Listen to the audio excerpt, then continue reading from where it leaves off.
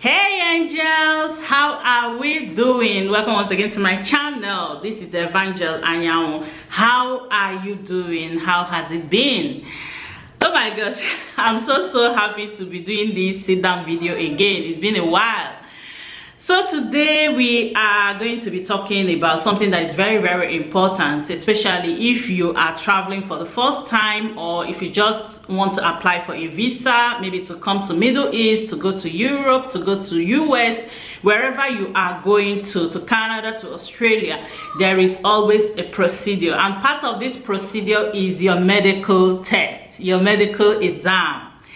So I am going to be talking about it in details. Please, if you want to commit an agent, make sure you watch this video before committing any agent or before applying for your visa, so that you will not say, oh, had I known, I wouldn't have done this or I wouldn't have done that. And this video was actually inspired by one of my colleagues who wanted to relocate to this Saudi Arabia. He has gotten the job offer. Unfortunately, one of his test results, one of his medical results was not favorable. Because of that, he was denied the visa.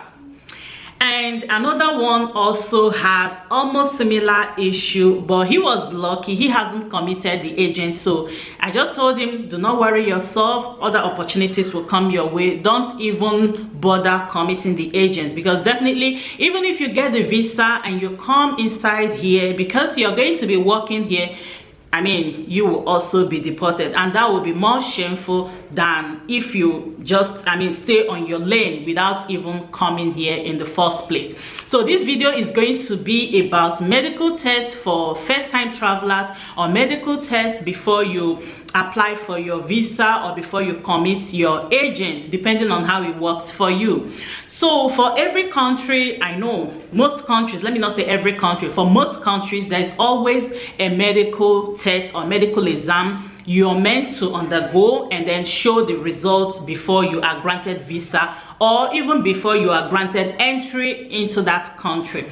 For Middle East, most of the test exam or the medical exam are just the same. For US, for UK, for I don't know if UK actually does medical tests. I don't know. Let me not say about UK. But for US, I know you will definitely undergo some medical exam, and also for Australia and for Canada, definitely you will undergo some medical exam.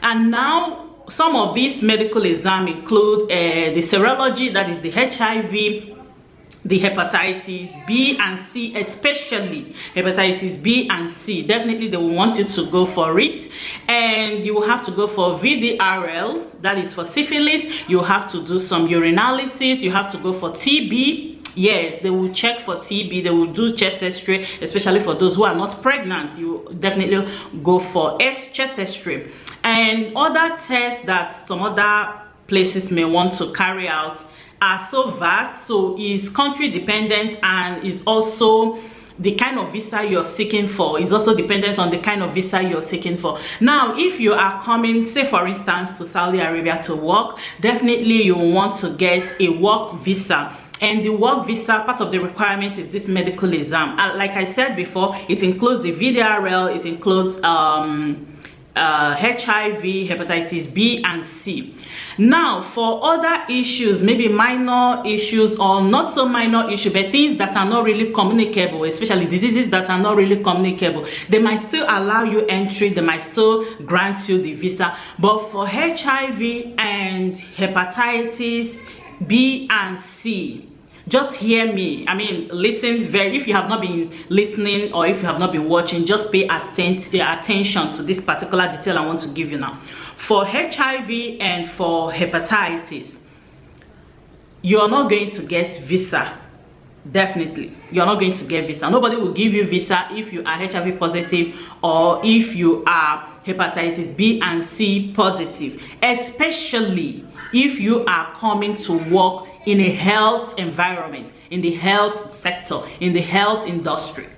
If you are coming here as a nurse, as a lab technician, as an ophthalmologist or optometrist or a medical doctor, and you are HIV positive or you have hepatitis B or C, either of them or both of them, nobody is going to give you visa. Now, if your partner who is coming here probably has any of these infections, I think some of them still get visa. Yes, some of them they are still allowed to enter the country because they are not going to be working or having interaction directly with the public or with the people. Now, some people will say, oh, I have hepatitis and I was allowed entry into the country. I got my visa. Yes, you may get your visa, especially if you're coming. I think there was one that told me that he's coming from UK and he actually got his visa to come and work here. And I said, if you're coming to work under a health sector, I don't think anybody is going to give you a IQAMA. And without a IQAMA, you cannot work. Remember, when you do your medical test outside of Saudi Arabia or outside of these countries, by the time you still come into the country, you will still repeat those medical tests. Reason behind this, I cannot say, but you will still repeat them. Now, probably you have done them back home and they are positive, or any of them is positive. And then you are coming here. Probably you found your way through. I don't know how you did it. You got a visa and you're coming here. By the time you get here, you will still repeat those medical tests. And if they are positive, believe me, nobody's going to give you a IQAMA. And it is also even enough reason for deportation. So whether it is positive and you got your visa and then you land yourself here, you are still going to be tested the second time. So it is always advisable for you not to even bother yourself trying to get the visa, because even if you get it, you're still going to be tested here. And if you are not given a IQAMA, remember, you're going to be an illegal resident in this place, and all the problems that come with this, definitely you will face. Now, somebody said, what if somebody, probably you come in here and you're negative of all these things, and then later you find out that you're positive. Maybe you have worked for some years and you're positive. I don't think it is actually an issue of deportation. I don't think it's enough reason for deportation. I think you are actually taken care of or something. I mean, you get some treatments and all that. But I'm talking about pre-travel medical test, pre-visa application medical test and all that. That's where I really want to talk about. That's what I really want to talk about, because now these are two people who called me. One called me last month, the other one called me yesterday, and that is the reason for this particular video. So if you know you are coming here to work, you're coming on a work visa, or you want to apply for a work visa, either you are a doctor, you're going to work in the health sector, or you're going to be a domestic staff or whatsoever, you're going to work in the food industry, please, I will advise, this is what I always tell people, try as much as possible to test yourself. I mean, go to a private lab and check for VDRL, that's syphilis, check for HIV,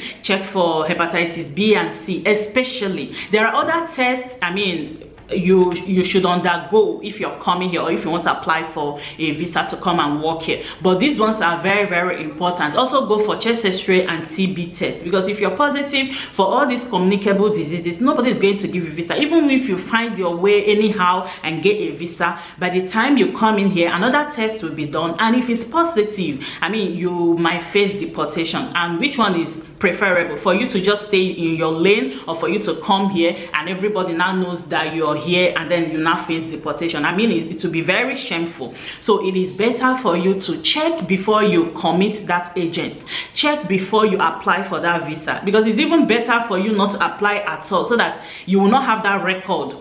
You will not have that record on your passport that you were denied visa on health grounds. I mean, if you have such a record, it's going to affect you for any other thing probably you want to apply visa for. Maybe tomorrow you want to apply visa for a conference or tourism or whatever visit, and then you mention that you've been denied visa into a particular country, and then the reason is on health grounds. It does not speak good of you. So I think you should try and check yourself first. Just go to a private lab, an independent lab, check yourself. If everything is okay, then go ahead and commit your agent, go ahead and apply for your visa, knowing fully well that you are okay. But if you think there is anything that is not okay, maybe your VDRL for syphilis is not okay, get your treatment and then give yourself some time before you apply for your visa or you commit your agent. But if it's hepatitis, if it's for hepatitis, of course, if you have been exposed, you're going to be reactive for the antibodies.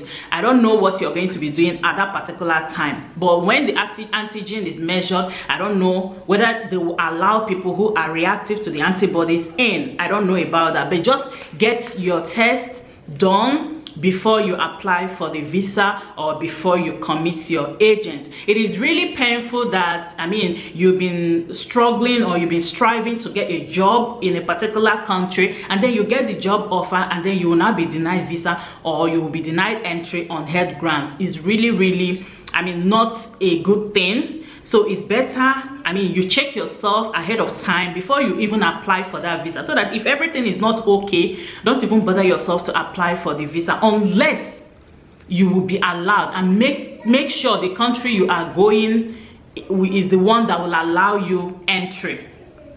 But for most Middle East countries, they do not allow entry for all these diseases I've mentioned, especially if you are coming to work either in the food sector, in the health sector, or you're a domestic staff. They will not allow you entry. This is the reason I just said I should come here and tell you this, because it's really heartbreaking that somebody will struggle to get a job offer and then I mean, he will not get to the country because of this particular issue. So always check yourself, live right, check yourself, and know what your status is. So this is not about I am okay, I don't have it. It is not written on the forehead. So try to check yourself and know if you will be positive or not. Check yourself ahead of time before you apply for your visa or before you commit that your agent. So from me to you, I give you that kiss, and I wish you well in all your endeavors, whether you're positive or negative. It is not the end of life. There are more opportunities even waiting for you, and it could be just anybody. It could be just anybody. If you have not subscribed, what are you waiting for? If you have not just give me a fat thumbs up. And this is not limited. I mean, this information is not just for those coming to Saudi Arabia or those coming to Middle East. It's actually for anybody and everybody looking for, I mean, to travel to outside of your home country. Definitely you will be asked to do this test. Now, whether you will be allowed or not, if you're positive, is dependent on what you are going to do. Whether you're going for tourism, whether you're going for a conference, whether you're just going for a visit, or whether you're going to work or to study. Whatever you're going to do will determine what will happen with you when it comes to visa issuance. So take care of you. I'll see you in my next. It feels really good sitting down here and talking to you. It's been a while. I have not really done, I mean, a sit-down video, so I decided I should come here and tell you about this so that you will know about it and know how to go about it in case you are a victim or in case you are involved in this kind of situation. Take care of you. I'll see you in my next. Bye.